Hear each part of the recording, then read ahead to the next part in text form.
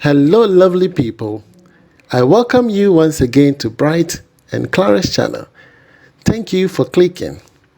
This is episode 4 on a 5-bedroom house that we are putting up for our lovely couples Antwi and Stella. And this project is located at Elmina. Are you ready? Let's dive into the video. Alright, so in your view, again, it's a 3D representation of the 5-bedroom house that we are putting up for the lovely couples. And again, as I mentioned, the estimate that I prepared for this 5-bedroom house is as shown on the screen.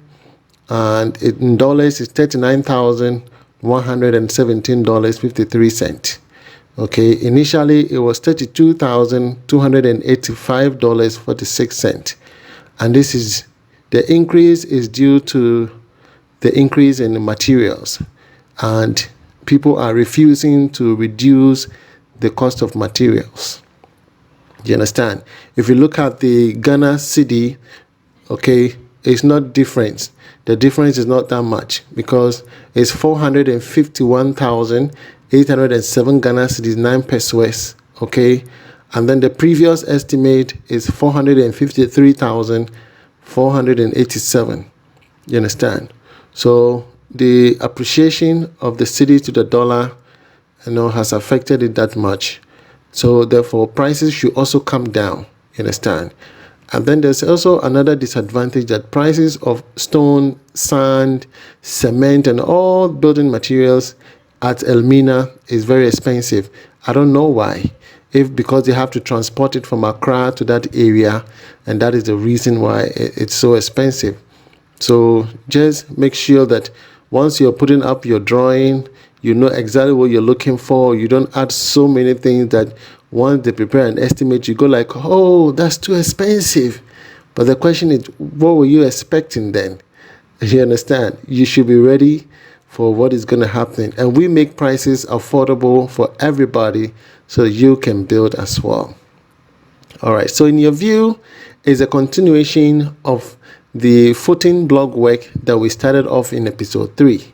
Here in episode 4, you could see that we've erected all the pillars.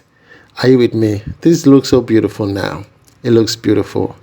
Okay, the block work is coming up nicely. I think on this particular day, they had issue with cement. There was a delay in the supply of cement. You understand? So they couldn't do the block work as fast. So we have to, divert and then spend the time in erecting all the pillars. So as you can see, the pillars have been positioned. They are linear to the block work. Okay, it's not crooked. Everything is uniform. And the team, they bond very well. They give maximum respect to Stephen. You understand? And they work very well. They work very hard. Okay, so some of the disadvantage or the difficulties we have at certain areas, like getting water. You understand? Material supply. Okay, who is going to supply your materials? Okay, is the person reliable? Can you pay to the person and the person will bring everything to your site? Do you have just one-stop shop where you get everything from? Okay, how far is the material shop to the site?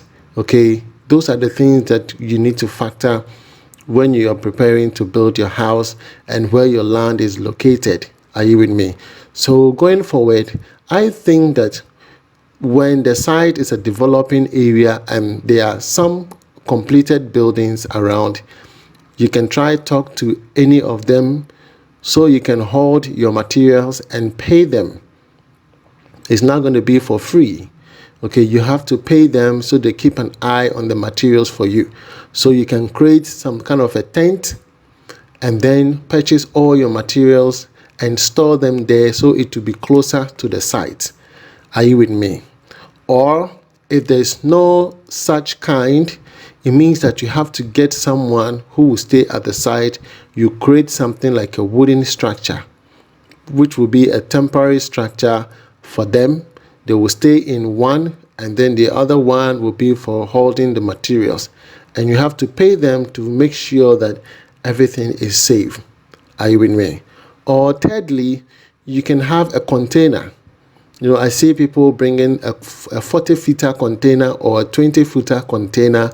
They put it on the land with a very high security feature lock on it, so you can hold all your materials in there. You understand? So you can have a small tank. I will share an example of a tank, that you need, okay, to hold your water. And then make sure that you have a contact of a tipper truck driver, a water supply guy, okay, for the materials in terms of cement, in terms of stones, okay. You have these contact persons available so that any given time you can place a call and then say, hey, can you send 2 trips of stone to this location? Can you send 2 trips of sand to my location? So it makes work more easier, okay? Because Stephen went through a lot, especially in this location. The couples had a supplier, but he was not 100% reliable. A fantastic person, but not 100% reliable. You know, there were slight delays, you know, so sometimes they have to sit at the site and wait hours before materials are delivered. You understand? It was disturbing, but we meant to work. And Stephen is so good, fantastic. He did all he can to help because there was nobody available to do that for them. You understand? And Stephen did his best. And they also manage, even though they had to go to work, they have to sometimes come out and place calls, you know, ensure that Stephen is able to get the materials on time. You know, all these things, they have to go through it. So always try to prepare all these things ahead of time before your building begins. You understand? Always prepare all these things. Who is going to be a supplier? Is he far from the site? How quick can they get it? Do they have enough, you know, so that they don't come and tell you, oh, we are shorted. There's a kind of a shortage. We don't have cement. We don't have that. All these things need to be worked out. Okay, so Stephen is continuing his work. As I said, the pillars have been erected. It looks beautiful and it's coming up so nicely. So nicely. Look at that. So you can see that this is the slope towards the front, from your viewing point, from your left towards your right. Okay, so this is the back of the building, which is what you're seeing now. And to your extreme right-hand side is the front of the building. So where the camera is showing now, this is the back of the building. That's someone else's plot as well. Okay, yes, and this is the front of the building. So beautiful. You're looking down onto the valley and seeing other houses. And over there, along over there is the main road. From your left to your right is from Accra towards to Takoradi. You understand? It's so beautiful. The view here is beautiful. It's beautiful. Okay, so as you can see, looking at the slope, the block work at the front here will be more than the block work at the back. You understand? The block work at the front here will be more. As you can see, we have 1, 2, 3. That's 4 courses already. So probably here will be about 5 or 6 courses, and then the back will take just about a few courses. Are you with me? So it will slope. But they have to have a top level, something we call a top level. Are you with me? And the spaces between the pillar and the block is a little bit bigger. Okay, here it's a little bit bigger so that the concrete can be thick.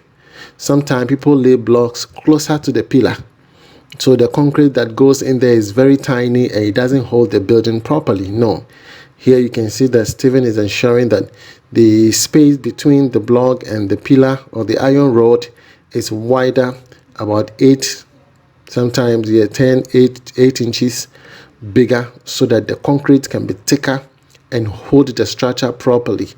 Are you with me? It is very, very important that the person working on your project should have a certain quality. You know, he should be building as though he's building his own house. You understand? When you don't have such people on your project, they go like, let me just build it as it is and let me take my money. You know, we don't work like that. For me, like I said earlier in episode 3, I'm very sensitive. I pay attention to details. You know, people are working with their blood. That's their hard-earned money. So pay attention to details and listen to what they want. They are not there physically and you are representing them. And therefore, you need to ensure that do unto others what you would want them to do unto you. Do unto others what you would want them to do unto you. So that is my philosophy. I will build it as though I'm building my own house. So whatever that is good for me, that is good and can help the structure, we have to do it. You understand? You don't have to say, oh, this is not mine. Let me just do it anyhow. No. And Stephen will have that flexibility, the facility of you ensuring that give him data. You know, buy him data. He will do a video call and show you exactly what they are doing. Are you with me? And that makes the work beautiful. It makes the work beautiful. Communication is key. Communication is key. Aside that, the team that we are working with, constantly we conscientize them. So even when Stephen is not around, they work as though Stephen is around. Are you with me? Yes. So this is the porch. And you can see because of the slope, this side is taking more blocks. You can see, like I told you before, this side will take more blocks than the back. Are you with me? Because that's the slope of the land. So the pillars have to be stronger and they have to be thicker so that when you pour in the laterite, it will not push the block backwards. Are you with me? It will not push the block backwards. So it is necessary to do a ground beam. Okay, once they finish all this, before the German concrete, we're going to do a ground beam. The ground beam will lock all the pillars together. From all the peripheral, they have to lock it so that when they pour in the laterite, it doesn't expand like a balloon. When you're blowing air into a balloon, how it expands, yes. So the sand, once you start pouring in the laterite, you know, if the block work is not firm and the pillars are not strong, it will push it backwards and it will act like a balloon. But you will not see it. And that is when you have crack in the future. You understand? And the most important thing is that you have to ensure the depth of the foundation. Okay, when you are not there, people try to do shortcut. So always request for videos. When you're digging your trenches, let them dig it and let them take a video, a picture of it, a video. Put a tape measure down there into the trench. Let them measure it so that you see that this is 3 feet 6. You understand? You should get that. It is very, very important.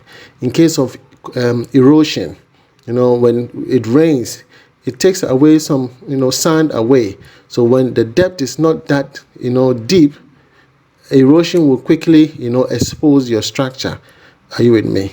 Yeah. So all these are very, very important. Okay, they are very, very important. So this is a 5-bedroom house for Anthony and Stella. So the lovely couples are really doing well. I'm happy that I'm doing this for people. It is my joy. You know, I'm so happy that I'm changing the narrative. You know, some people will be angry at me, but I don't care. Yeah, if I can say I don't give an F about this, yeah, I don't care because that is my vision. My vision is to help people out there to build. People are suffering. They're really suffering, working several hours, you know, just to make an ends meet. We have to pay rent. For me here in Dubai, the kind of rent I pay for a 1-bedroom flat is not easy. Coupled to electricity, I have internet, I have to pay for gas, and there are cameras everywhere. The slightest mistake, you have a fine. You have to pay police fine.